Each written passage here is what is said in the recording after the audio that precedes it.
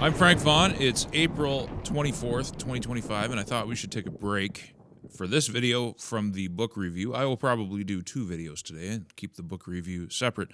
There's so much going on, and we are in the final stretch towards the actual election date, and I just want to remind people of a few things to start out. Call me crazy, but I feel that history has merit, and we should all remember where we come from, whether we're talking about history that occurred 100 years ago or history that occurred 6 months ago, because the public memory is getting dangerously short. This on screen is the state of Saskatchewan polling in the week leading up to the general election here. Now, for 2 to 3 weeks prior, all the polling houses showed a tightening race. But the further out from the election, the more accurate the polls actually were. As we drew close to the election, the more it became live-action role-playing polling. You can see here that on October 19th, 2024, they were projecting the NDP ahead 5 points. That's in Citrix. Main Street had the NDP ahead 4 points. Liaison had the NDP ahead 3 points. Research Company had them ahead by 2. And Forum had them ahead by 3. And Forum, I believe it was Forum, had a 3,000-person sample size. That's how big it was. So there was this huge narrative that the NDP were about to sweep to power in Saskatchewan. And look at that, the yellow top line. This was the actual result. It was a 15 percentage point polling miss. The Saskatchewan Party won with the popular vote by 11.9%. Now, you need to understand that the same people who were promoting the talking points and narratives about Saskatchewan are still doing the same work today. The best propaganda and the best rhetoric has some underlying basis in fact. It has to have a fact base that can be spun. The fact base in this case were the polling houses, who everybody still trusts in spite of the fact that they get it so routinely wrong. Before we look at this, let's look at Alberta. This is another instance. The yellow line, again, is the general election result, where the UCP got 52.6 and the NDP got 44. In the lead up to the election, consistently, all polling houses underestimated UCP support and either got it just right or overestimated NDP support. And I find that interesting, especially Main Street here, because they included other parties and they still got it much higher. So these are a little bit more reasonable. But Saskatchewan was way off base. Now, the CPC had a huge commanding lead, and there has been some tightening. But is it as close as they're leading us to believe? We don't know, because they have such a history of getting it wrong and having a pro-government bias. Remember, the government spends millions of dollars on polling companies, this particular government. Polling Canada is... They have a website and a Twitter account. You got your Canadian flag, you got your trans flag, you got your Ukraine flag. Kind of tells you a little bit right there, 98,000 followers. And this is an account, and it's an example of the social media enterprise built on top of public polling that was more than happy to promote this idea that Saskatchewan was about to have a sweeping NDP government. The point I'm trying to make is they just keep going. The people move on. The polling companies move on, the commentators move on, but the record still stands. And we should keep the record in mind so that we don't fall victim, whether this is happening or not, that we don't fall victim to some kind of vote suppression exercise. Everybody's got a political axe to grind. You need to keep that in mind. Don't get disheartened. If you're a CPC person, get out there and vote. If you're voting for any other party and you're determined to vote for those parties, get out there and vote. Don't buy the narratives. Exercise your franchise. From Polling Canada, the election hasn't even happened yet, and they're already angling for Poilievre's job, LMFAO. This is Tim, and he is a Nova Scotian. So Polling Canada put together this map of Nova Scotia, and it is a sea of red. Yet somehow the Progressive Conservative Party just won a supermajority in Nova Scotia. It kind of defies credibility. There's something off here. I don't believe that the effort to paint Poilievre as Trump North is as effective as all of these pundits and all of the media seem to want you to believe. I believe the election's closer, not because the CPC is weak, but because the NDP is weak and have voluntarily become the attack dog of the Liberal Party. The debates settled that for everybody. Every time Polyev opened his mouth, who was the one that made himself look like a jackass and a fool with absolutely no respect for decorum? But Jagmeet Singh. He saved Mark Carney the work. There were times during that debate when Polyev would start talking, Carney would look at Singh, and Singh would start barking. You could see the coordination right in front of your eyes, and it shouldn't be surprising to anybody because the NDP has been coordinating with the Liberal Party for the last several years. For all of their talk and all their virtue, the reason they're broke and the reason they're in the tank and the reason they're about to get wiped out is because they've lost respectability in their members' eyes. Because all they've done is give the Liberal government the ability to govern any way that they want. Checking in with Jaggers, that's Jagmeet Singh. Friends, this is important. Mark Carney now says he fully expects to make more than $28 billion in cuts. Now is not the time for cuts. We can't give one party all the power. Elect new Democrats and we'll fight to stop these cuts and defend our health care. We can't give one party all the power, yet that is exactly what the NDP did. And he's such a terrible negotiator. His people are such terrible negotiators that they propped up the government for years. They didn't even negotiate themselves a cabinet position. They could have at least got something out of the transaction, but they didn't. I find Jag so absurd. But let's talk about what Jagmeet has enabled. This is an April 12th, 2025 special warrant. Parliament's not only prorogued, it's dissolved in the midst of an election campaign. But did you know, even with your parliamentarians officially gone, there's still a government ran by the Governor General. And under the Governor General's powers, they issued a special warrant which approved $40 billion in spending, which you, the taxpayer, got to underwrite. You didn't get a vote on it. You don't even have official representation. But they kicked out all of this spending to all of these different departments while there is literally there's no government. But we know, if you've been watching this channel, that the government is not the members of Parliament. You don't even have members of Parliament, let alone the government. They banned people's personal property via executive edict.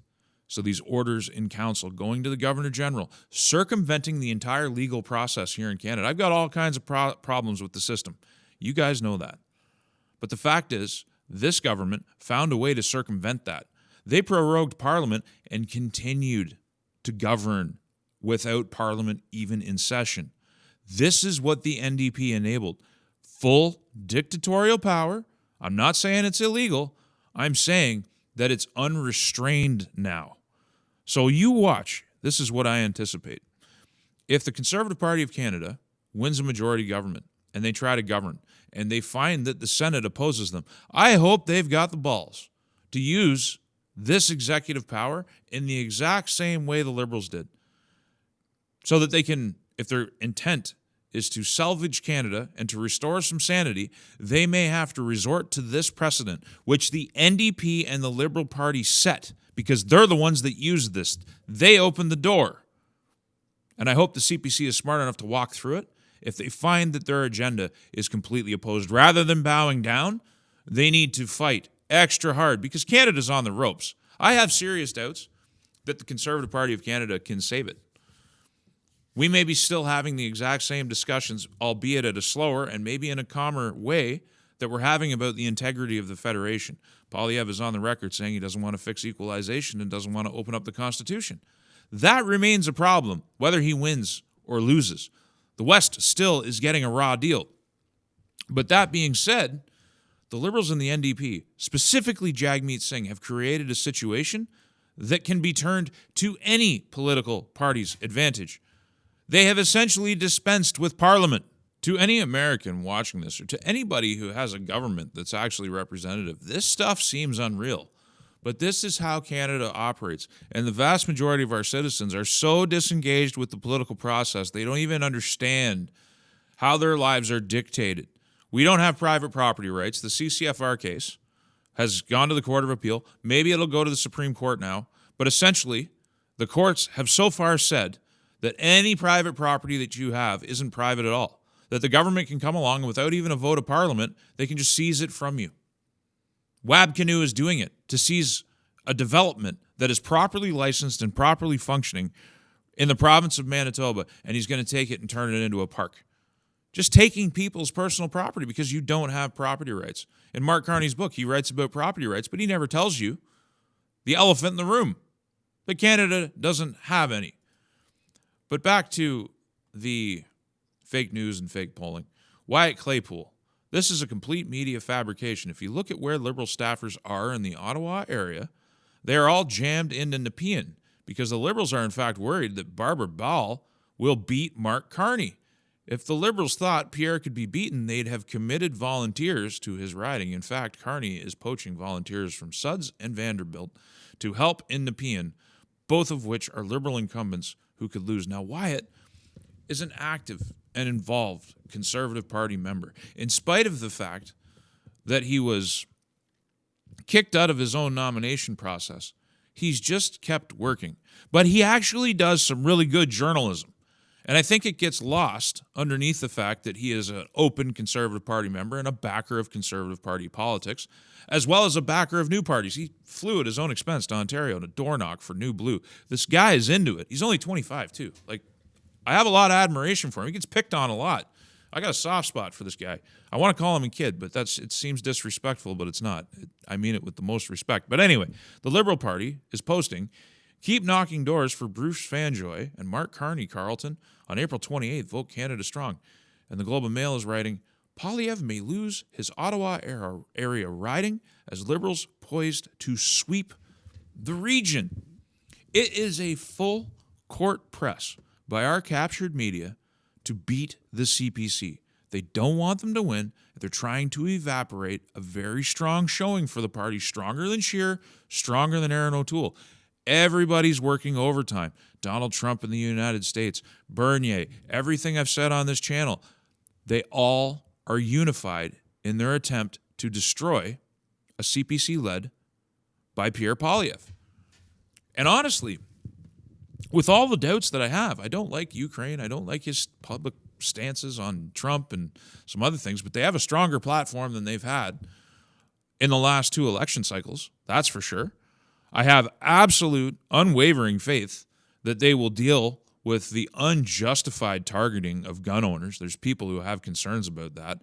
I mean, I'm 100% certain they're going to do good things for the best Canadians, the most vetted group of people, far more vetted than even our immigrants. But I don't believe or have any doubts that they're going to be able to wave a magic wand and solve all our problems.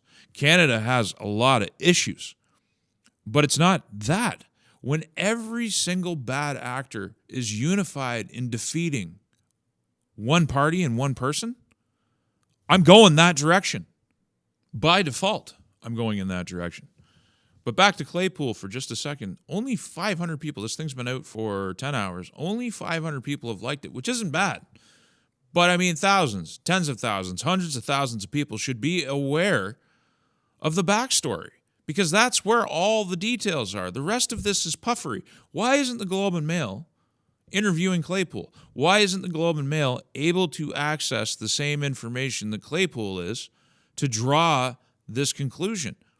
They bypass the facts. They bypass doing actual journalism in spite of the fact that they're subsidized by the state, in spite of the fact that they're subsidized directly by Google, kicking in $100 million to prop up our failing media in this country. They don't even bother to ask basic questions and tell the full story. Now, I also want to quickly address a tweet I made on April 22nd. It reads, "We have paper ballots and hand counting in Canadian federal elections with scrutineers from all major parties watching every polling station. Unless you can hack paper, I remain confident in the overall integrity of our elections. I've been on the ballot and in the counting room. I was on the ballot and I lost. And I've worked for Elections Canada, helping at a polling station and being present during the count because I was allowed to be there." There's a lot of eyes on it. And as somebody running, as well as a poll worker, you have access to the counts of each individual poll, and you can see how they make up the total. Now, that's not the same thing as saying, because I've seen a lot of anonymous allegations of the fact that people are showing up at advanced polling and their names are already scratched off the list and they're shown as voting. However, I haven't met a single person yet that's willing to put their name to those allegations. And only one of them provided an excuse as to why they didn't want to go public with the information. And they said, because the left is crazy and they'll target me. I'm here. My face, my name. I'm here. You gotta put meat on the bones. You gotta put your name behind these things. If you're really worried about election integrity, somebody's got to send me some pictures with some names on it. I can edit the names. All you got to do is prove to me that what you're saying is legitimate. I'll protect your identity. I will put my name on you, but I'm not going to do it on blind faith. That would be a mistake. But setting that aside, there are issues. My own wife, we've lived out here for 3 years now. We filed taxes every single year. We mark that box on the form that says, do you consent to giving Elections Canada your address and everything? And we've done that. I got my voter registration card. She's still registered for Ontario. So that's a factor. Some have said, and rightly said, that there's widespread potential for non-citizen voting. Now, I think that's an issue, and I think that's an issue that deserves some clarity and some cleanup, but I don't think it's going to translate into the widespread coordinated problem that a lot of people want to leap to. I think there's potential that some people will vote that shouldn't vote, but I don't think the Liberals are organizing a campaign to generate hundreds of thousands of voters that are non-citizens. They would get caught. So with the level of transparency being greater here than it is in the United States, I just don't see that level of coordination. Now, if you want to show me evidence that that level of coordination exists, I'm all eyes. I will change my mind. That's one thing I will do. As new information comes in, I update my worldview. A lot of people are afraid to do that because they're afraid to admit they're wrong. Changing your worldview doesn't mean you were wrong. You can be right 6 months ago about something and then have to change your mind and still be right 6 months later. It's not about being right. It's about being accurate. The other issue is mail-in voting. I don't like mail-in voting. I understand that expats and certain people have to mail in their votes. Military personnel, other officials, diplomatic officials, people that are working for the government that are out of the country. I get it. So in certain limited contexts, mail-in voting can be used. But I believe that mail-in voting should be rare, secure, and seldom used. It shouldn't be widespread and available to everybody. But that being said, I once again don't think it will amount to widespread abuse. The other thing that needs to be clarified is people talk about the BC election. They talk about the tabulators, the boxes going home. These are all real valid problems. I made videos on them. That there were machines used in the Alberta election which are not used anymore. Saskatchewan doesn't have any machine counting. Still uses paper balloting. Wonderful, perfect. Mail-in's still there, and there's a couple things, but it's not so bad. Every province handles their provincial elections themselves. They make the choices. The Ontario election has electronic tabulators. I don't think it's a good thing. I don't think machines should ever be involved. Lots of eyes hand-counting paper ballots. But the federal elections and the provincial elections are different. They're governed different. They're ran by different people. Overall, Canadian elections are actually in really good shape. People don't like the outcome. There are lesser parties, small parties that claim there's widespread fraud. It doesn't exist. I ran for one of those lesser parties. I got 2.1% of the vote. I am surprised I got that much because most of the people didn't want to do vote splitting. And that's fine. That's a strategic decision. It's an argument that I didn't even make. But I'm comfortable with the results, and I'm comfortable with the outcome, and I believe I actually got those 2,000 votes, and I'm thankful for every single one of them. So I believe, and continue to believe until more evidence is presented to my eyes, that these elections that we're coming into will be overall quite fair. So we're going to see what the Canadian public is actually going to do. Now let's talk about real, genuine election interference for a moment. The biggest source of election interference in Canada is not China and not the Conservative Party and not Donald Trump. It is the media itself, who are biased to a fault and funded directly by the state. And Pierre Poilievre has promised to cut that funding off, to stop subsidizing the media and let them sink or swim on their own merits. So it's not surprising when you get headlines like Pierre Poilievre says he'll end woke ideology. He isn't saying what that means. The conservative leader doesn't seem keen to define the term. It doesn't need definition. We all know what it means. Telling kids that they can change sexes as easily as they can change clothes. That's what woke ideology is. This idea that your identity supersedes everything else and that a man can be a woman just by saying that he's a woman and all this nonsense. There are some welcome changes in the Conservative Party platform. Behind all that, and as a backdrop to it, we need to remember that in spite of the fact that the mainstream media is directly subsidized by the government and subsidized by private business, I had to screen cap this as quick as I possibly could because even the headline is behind a paywall and it only appears on your screen for 2 seconds. So the Toronto Star wants you to pay on top of all the money they get from the government just to be able to view the headline. Moving on, the headline from CP24 is China says it wants to partner with Canada to push back against American bullying. The headline from CTV News is China says it wants to partner with Canada to push back against American bullying. And we have a smiling Chinese ambassador in front of a Chinese flag, but, they're careful not to actually show the communist symbol that's on it. The headlines are the same from 2 different media outlets because both of them draw their articles from something called the Canadian Press. And I don't want to do a deep dive on the Canadian Press today, but it's a pool of journalists, and the newspapers often just pull all the same articles. They might change up the headline a little bit, but they're publishing from the same central organization, which is part of the state propping up media in this country. China has been caught directly interfering in this current election, not just previous ones, which the commission, it wasn't even a commission, the report that was issued on foreign interference covered the whole thing up because it was very damaging to the left. That's why. I'm assuming that. That's my opinion. We don't know because it's been buried for, 100 years?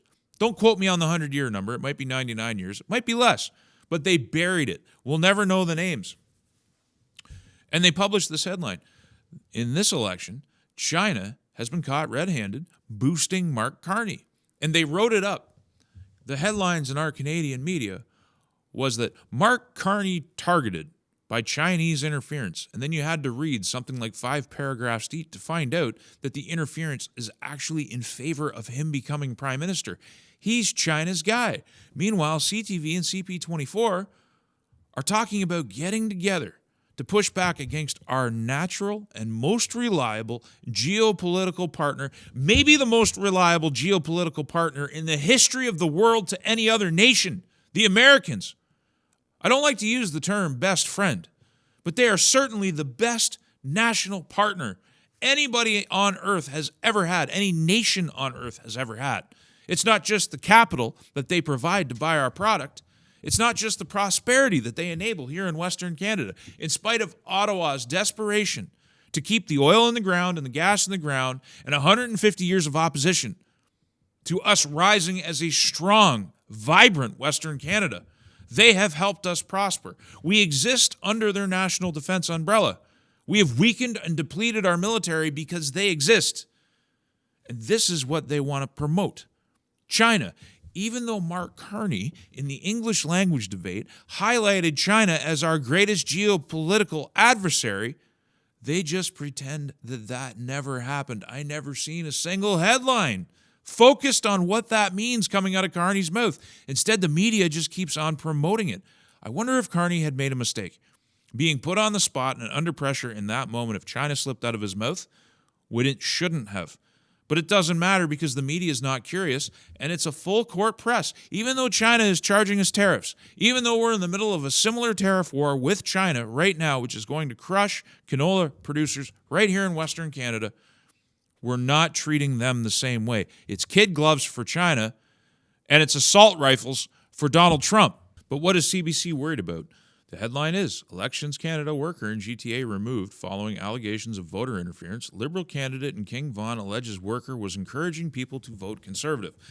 There's a very big difference in the way they covered this story, which affects an isolated polling station, one worker who was removed, versus the concerted national campaign on behalf of a totalitarian China to promote Mark Carney and make him our prime minister. They didn't tell you in their coverage of that story until the 5th paragraph that China was promoting him. They made it sound like he was a victim.